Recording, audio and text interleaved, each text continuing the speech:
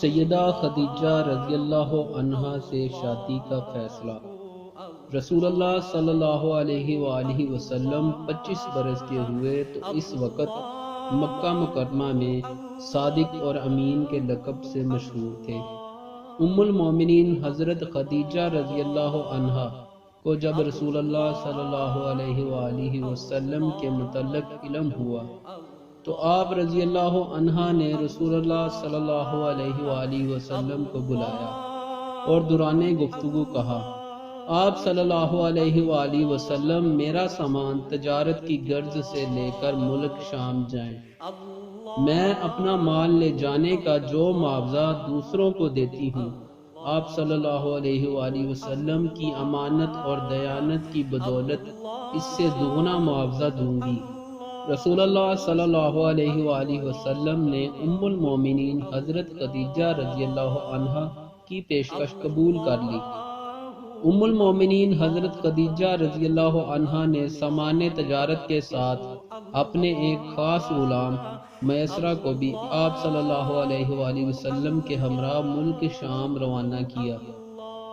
رسول اللہ صلی اللہ علیہ وآلہ وسلم سامان تجارت لے کر ملک شام روانہ ہوئے تو اس سفر میں ام المومنین حضرت خدیجہ رضی اللہ عنہا کا غلام میسرہ آپ صلی اللہ علیہ وآلہ وسلم کی خدمت کرتا رہا۔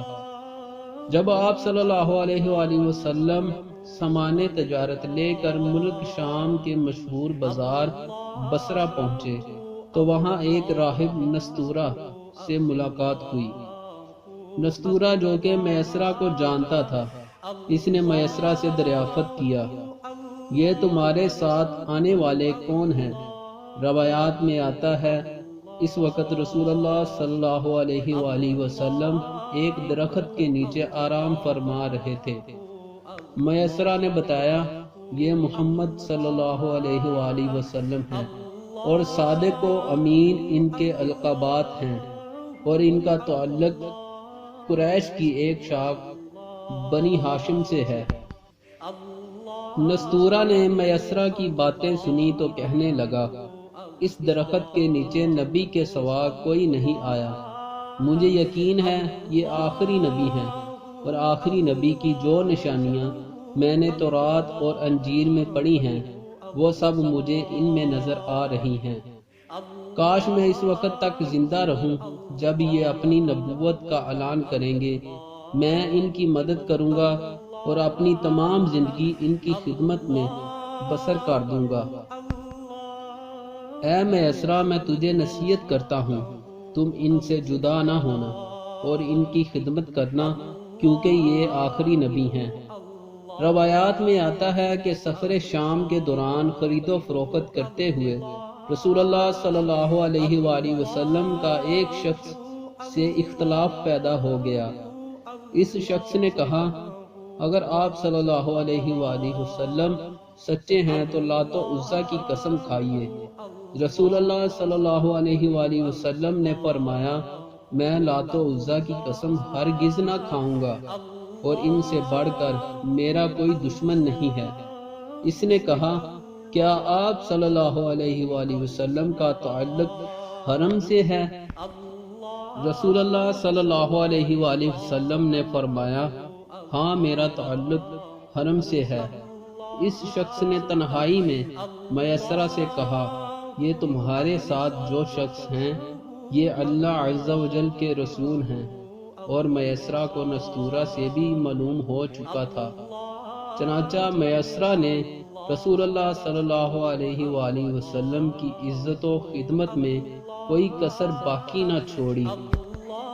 میسرہ نے مشاہدہ کیا رسول اللہ صلی اللہ علیہ وآلہ وسلم سامان تجارت کو فروخت کرتے وقت لات و عزیٰ کی قسمیں نہ کھاتے تھے، جبکہ دیگر تاجروں کی یہ عادت تھی کہ وہ مال کی اہمیت بڑھانے کے لیے لات و عزیٰ کی قسمیں کھایا کرتے تھے، اور آپ صلی اللہ علیہ وآلہ وسلم کی نیک عادات اور سچ بولنے کی عادت کی وجہ سے بصرہ کے لوگ آپ صلی اللہ علیہ وآلہ وسلم کے اخلاق و اوصاف حمیدہ کے گرویدہ ہو گئے تھے۔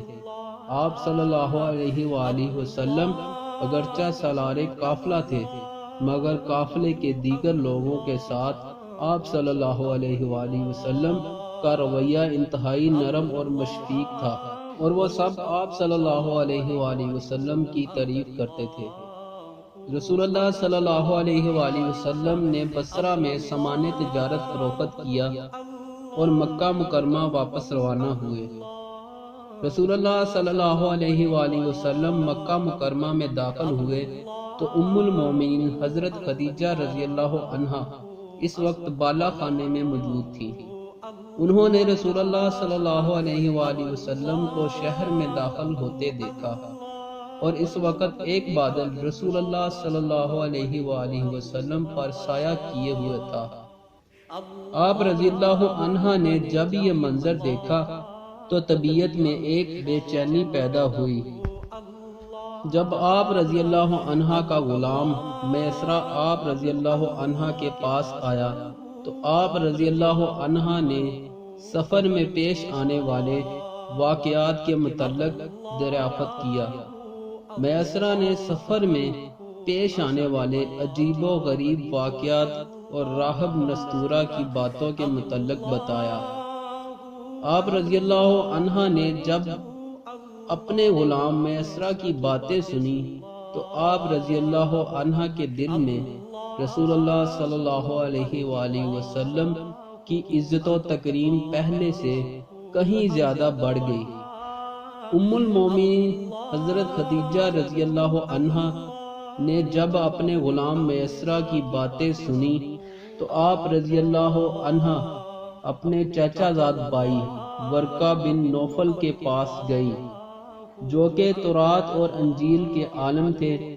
آپ رضی اللہ عنہا نے میسرہ کی باتیں انہیں بتائی تو ورقہ بن نوفل کہنے لگے، اگر یہ حقیقت ہے تو یہ تورات اور انجیل میں مذکور اس آخری نبی کی جانب اشارہ ہے، وہ نبی یقیناً محمد صلی اللہ علیہ وآلہ وسلم ہی ہیں۔ ام المومنین حضرت خدیجہ رضی اللہ عنہا نے جب ورقہ بن نوفل کی باتیں سنی تو دل میں رسول اللہ صلی اللہ علیہ وآلہ وسلم سے شادی کی خواہش پیدا ہوئی۔ مورخین لکھتے ہیں ام المومنین حضرت خدیجہ رضی اللہ عنہا کی شادی رسول اللہ صلی اللہ علیہ وآلہ وسلم سے قبل ابو حالہ بن زرارہ تمیمی اور عتیق بن عید مخزومی سے ہو چکی تھی۔ آپ رضی اللہ عنہ نے ان دونوں کی موت کے بعد قریش کے بڑے بڑے سرداروں کے آنے والے رشتوں کو ٹھکرا دیا تھا۔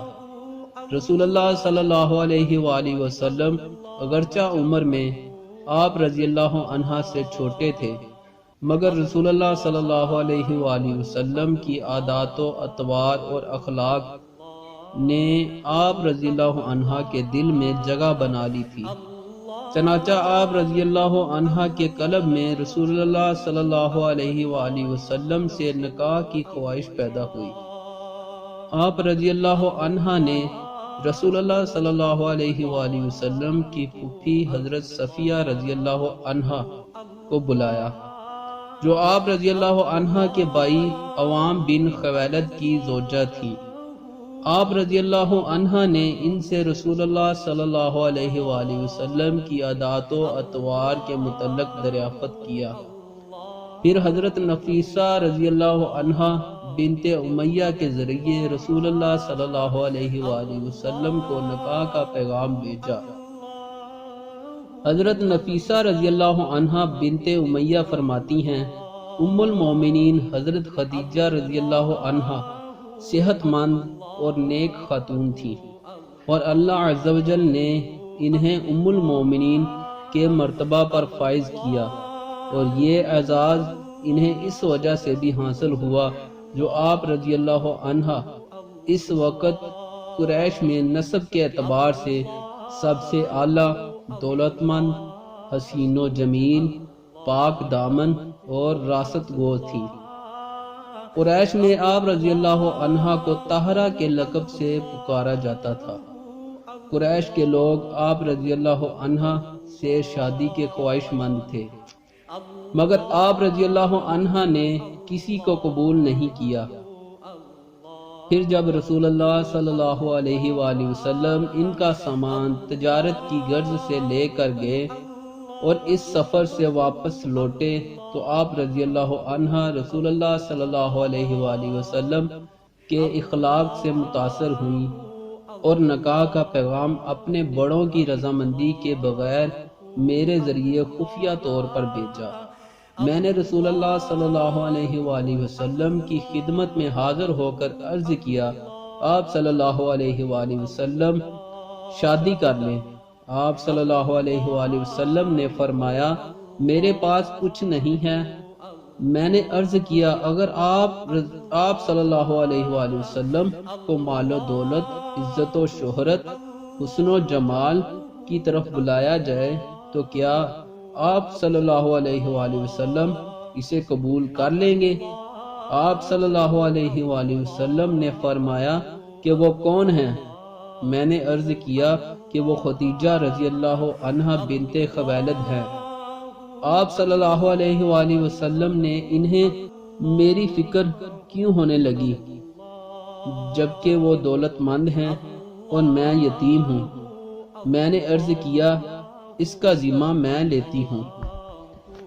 رسول اللہ صلی اللہ علیہ وآلہ وسلم نے ام المومنین حضرت سیدہ خدیجہ رضی اللہ عنہ کے شادی کے پیغام کے متعلق اپنے چچا جناب ابو طالب اور خاندان کے دیگر معتبر لوگوں سے مشورہ کیا اور تمام خاندان والوں نے اس رشتہ کو قبول کر لیا، اور جناب ابو طالب نے رسول اللہ صلی اللہ علیہ وآلہ وسلم سے کہا، تم ان سے ضرور نکاح کرو، اس سے لوگوں کی نظروں میں تمہاری عزت میں اضافہ ہوگا اور بلائی کے کام جو تم کرتے ہو اس میں تمہیں کامیابی حاصل ہوگی۔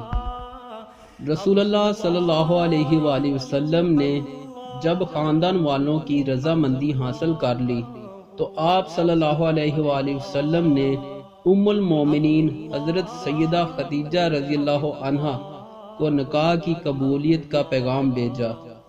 پھر وقت مقررہ پر رسول اللہ صلی اللہ علیہ وآلہ وسلم اپنے چچاؤں حضرت سیدنا حمزہ رضی اللہ عنہ اور جناب ابو طالب اور دیگر معززین کے ہمراہ ام المومنین حضرت سیدہ خدیجہ رضی اللہ عنہ کے گھر تشریف لے گئے، جہاں آپ صلی اللہ علیہ وآلہ وسلم کا نکاح ام المومنین حضرت سیدہ خدیجہ رضی اللہ عنہ کے ساتھ ہوا اور وہ ام المومنین کے مرتبہ پر فائز ہوئیں۔ آپ رضی اللہ عنہ مومنوں کی پہلی ماں اور رسول اللہ صلی اللہ علیہ وآلہ وسلم کی پہلی زوجہ ہیں۔ ام المومنین حضرت سیدہ خدیجہ رضی اللہ عنہ نے رسول اللہ صلی اللہ علیہ وآلہ وسلم سے نکاح کے بعد اپنا مال آپ صلی اللہ علیہ وآلہ وسلم کے سپرد کر دیا۔ رسول اللہ صلی اللہ علیہ وآلہ وسلم نے نکاح کے بعد ولیمہ کی دعوت بھی کی، جس میں آپ صلی اللہ علیہ وآلہ وسلم نے ایک اونٹ ذبح کیا اور لوگوں کی شاندار دعوت کی۔ شادی کے وقت رسول اللہ صلی اللہ علیہ وآلہ وسلم کی عمر مبارک 25 برس تھی، جبکہ ام المومنین حضرت سیدہ خدیجہ رضی اللہ عنہ کی عمر مبارک 40 برس تھی۔ اللہ پاک سے دعا ہے کہ اللہ پاک ہماری سب کی پریشانیوں مصیبتوں کو دور فرما کر آسانیاں پیدا فرمائے۔ مزید اچھے بیانات اور اسلامک ویڈیوز دیکھنے کے لیے ہمارے چینل انمول اسلام کو ثواب کی نیت سے سبسکرائب، لائک اور شیئر کریں۔ جزاک اللہ خیرہ۔